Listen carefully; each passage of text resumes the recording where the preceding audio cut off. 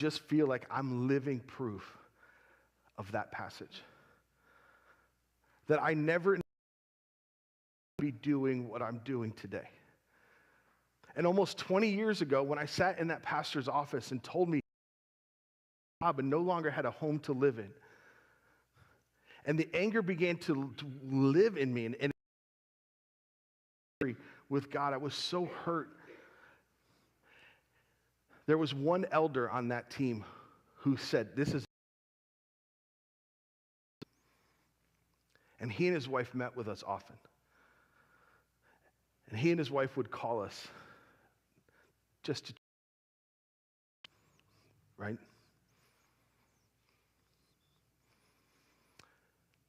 And over, his wife would say these words to me. God is, I don't know when and I don't know how.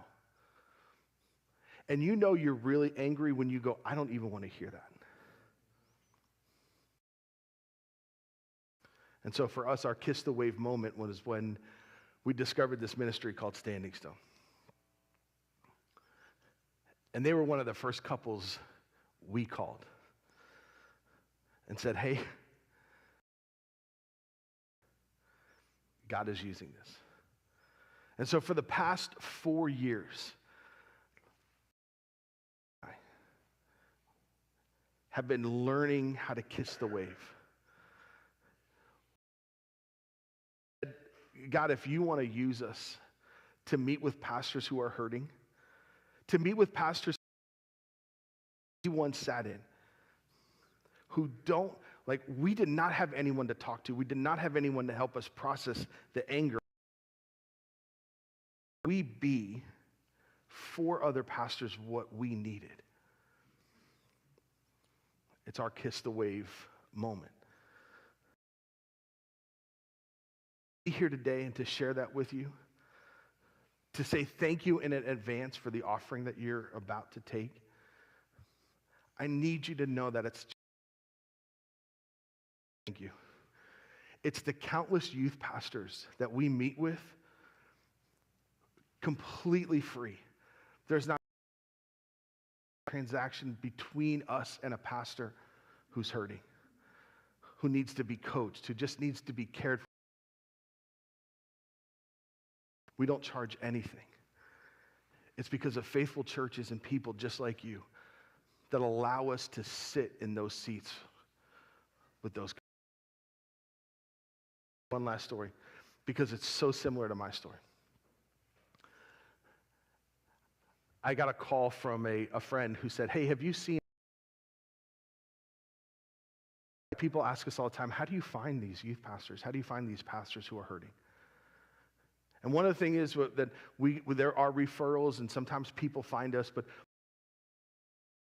sit in Facebook, check it throughout the day, and we see posts of people who are hurting, and we reach out. And so at 10 o'clock, it had just been posted, and it simply said this: fresh off of a mission trip, I was just let go. I'm devastated. Jumped on Facebook and found the person, sent them a message. I said, hey, I'm just introducing myself. This is who I am. This is what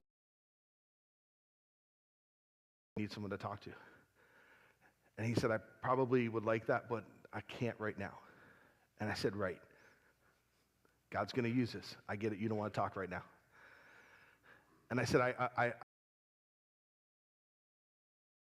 your mind is running away with you. You're probably not going to sleep. He goes, that's exactly how I'm feeling. I said, let's talk in the morning. We talked the next couple of days on who does what you do for me, like for spouses. My wife is hurting so badly. She's so angry. And I said, as it turns out, my wife and I, we do this together. Sent my wife within a minute. We were talking every day. On Monday, we had talked, and as we were talking, I could tell there was. And I said, can I ask, are you okay? Like, what, do you sound angry? And he goes, so Todd, I actually watched the service stream yesterday. just wanted to hear how it went. Or he goes, as I watched it, I heard the pastor, just one sentence, so-and-so's not here anymore. He goes, and the very next thing he said was, we'd like to introduce our new youth pastor. And he goes, they were working on that while I was still on staff, while I was out of the country. And I said, yeah, they were. And then he said these words to me. He goes, I have never felt more disposable in my life. And I started to cry.